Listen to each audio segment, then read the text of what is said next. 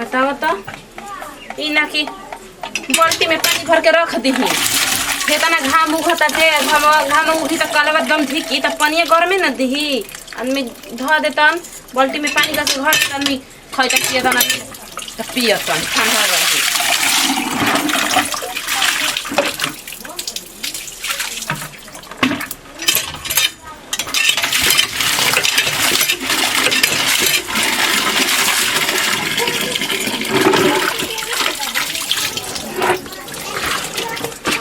मरत चिकन का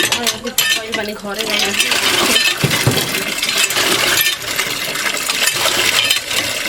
लड़का भूखासल हो कहीं नहीं बुझा कि हाँ घरे जाई तो लड़का खाई कि ना खाई लेके कहूँ बैठल हो दोस्त संघाती भी दीदी और से कहत आई कि ये दीदी गहुआ में किचड़ा है बाजी तनी बीन दही जाए तनी तनी ले लेके मन नहीं करत तुहाँ सबके सुनाते नहीं के बुझाता कि जब बीन तो हम ये बीन इतना गर्मी बा न का कहे के पहले आटा तो रही गई अब न जा दोसर घर चाची घर ले आव मांग के 5 किलो उनका घर से ले आव तली बड़की मम्मी घर से ले आव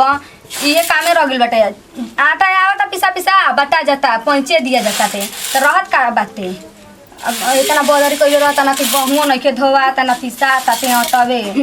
भैया जी सामा कहनी कि पूरी बना दे जाओ आटे ना रहे तो अब हम का करी आटा ना रहे तो का करी गहूँ धोले ना रहे कभी पिसाए के दे दे मिली में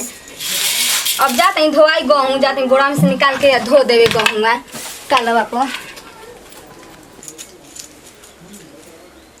रोज आदमी नहातला रोज कपड़ा हो जाता एक लेहड़ा के रोज नहातला रोज हो जाता एक से बड़े आदमी ना नहैता न तो ठीक रहत पर का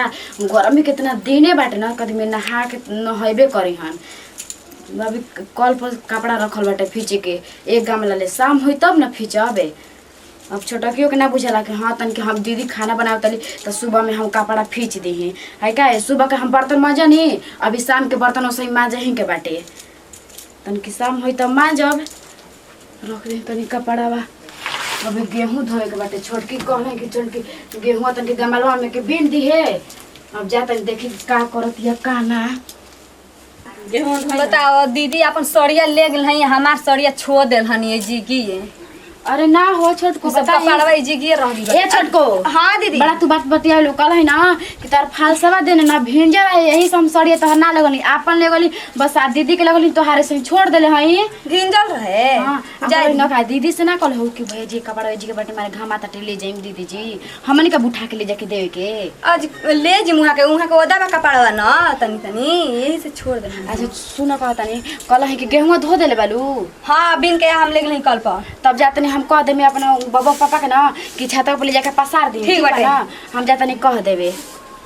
जाई हम बिन उनके धो देन तावत नहीं कहे के धो देलु छोटा को धो दी ना तब आई ना कोनो काम कर दी ना तब आई ना ए छोट कोई काम कर देलु ऊपर ऊपर पालिश मारे आई ना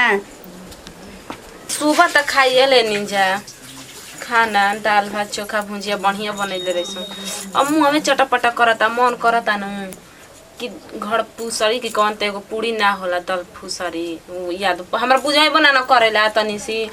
मगर जानते नहीं कि अरे हौ दलिया डाल के बनेला जवन है अब बड़ी खाए के मन करता कैसे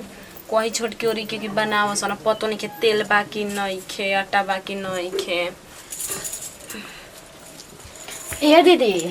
एगो से बात कहे का हो कने कल है ना कि शाम के खाना का बनी बताई रे का बनी का कहीं का खाई बुझे जौन खाए कोई में बना ला जाए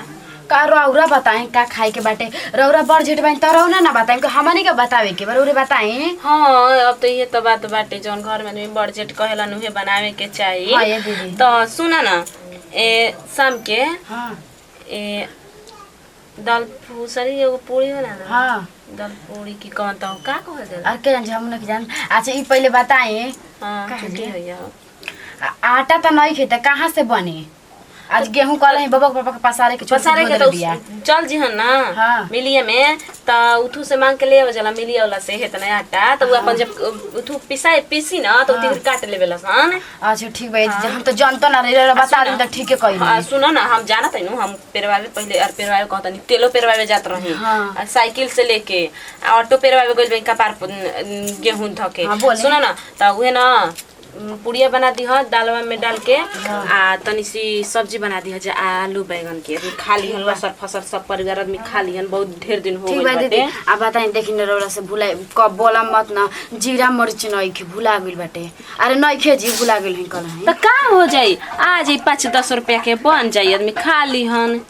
दीदी हम कहीं के रौरा बोलम छूट के हमरा से कहत रहे कि जीरा मरीच हम नइखे दीदी जाके कह देम ना कहनी कि ठीक बा हम जाता नहीं दीदी से कह देवे। हाँ वो छोटकी का करती है छोटकी देखो नहीं कपड़ा का हेज का आगे बन जा का जी कहनी है ना कि सुन खाना उना ना बने बनी जी बताई का बनी। हाँ तो यहाँ आटा सनिहन तो तू जाके दलिया माने बुक दे सिल बना अच्छा मशीनिया खरा हवा में जला में पिसाला ऊपर में ठीक ना। अब बाप हम जब मत दीदी बताई आ रहा पर बैठा देम जब बड़ी निक लागेला आ रहा कैसे अरे बोर से ना देखी का सुन ले जी। अच्छा हाँ आ गया तब वो जाता है हाँ तो वही जा तब बना दो जैसे भी बनाए को हमारे के बना के आज खिया दो जब माने पूरी खाए का मन कर देल बना ठीक बा दीदी हम जाते नहीं आटा सान दे तो कहानी है कि सड़िया सब सड़िया चपत के रख देलो हां सड़िया रख देलो चपत चलो के जी ठीक बाटे उनकर कपड़वा ना रखलो जा ना जी ओदा रहे ना हाँ रख देखला अभी तुरंत जाके तो कमरिया देने उधर है आदमी के सब कमरिया देने नीचे फुल पैंट मोटा रहेला नु ये चलते यही से ओदा जा तो ठीक ना बैगन वगन में काट के जल्दी ठीक बना बाटे, दिया काट सब देनी। से रहे ना हाँ। ना ओके तो मसाला दिया जे हम पीस देम काहे के जी हम पीस दो आई हो माय गिरनी है बाबू ये उछल जगह ये बटे चल कहता ना आदमी कहेलन कि गोतनी गोतनी में टकरार रहेला मगर देखा हमनी के आज प्यार बाटे कहता बढ़िया से आज जवन कहतनी ऊ बना के हमरा खिया देते सन पहले आगे चल के अब का करियसन भगवान जाना तन ऊपर होला अब झगड़ा करियसन कि लड़ाई करियसन मगर अभी तो ठीक बाईसन। जी नमस्कार प्रणाम हम बयांशु सिंह। जी नमस्कार प्रणाम हम खुशबू सिंह। नमस्ते प्रणाम हम बनी पुष्पा सिंह। देखनी है जौन अभी हमने के वीडियो बनैनी है जो एक पारिवारिक वीडियो रहे अक्सर ऐसे देख ले बनी कि घर घर में गोतनी में कितना प्यार रहेला और जैसे भी रहा सबके वीडियो में हमने के दर्शनी है जा कि कितना हमने के गोतनी बढ़िया रह जाए कि अपन घर के कितना हमने के संभाल के चलत रह जाए वैसे चले के चाहिए। तो चलिए एक साथ लेते हैं जब अगले वीडियो में फिर से मिलल जाए यदि वीडियो अच्छा लगल तो दिल से लाइक करम शेयर करम कमेंट करम जरूर हमने के चैनल पर नया होगा तो प्लीज हमने के चैनल हटे चार भोजपुरिया करके दिल से सब्सक्राइब करम काहे कि सबसे पहले हमने वीडियो रउरा भी पहुंची लास्ट में कहीं हमने के चैनल पर हमेशा जरूरी देखत रहिए चार भोजपुरी।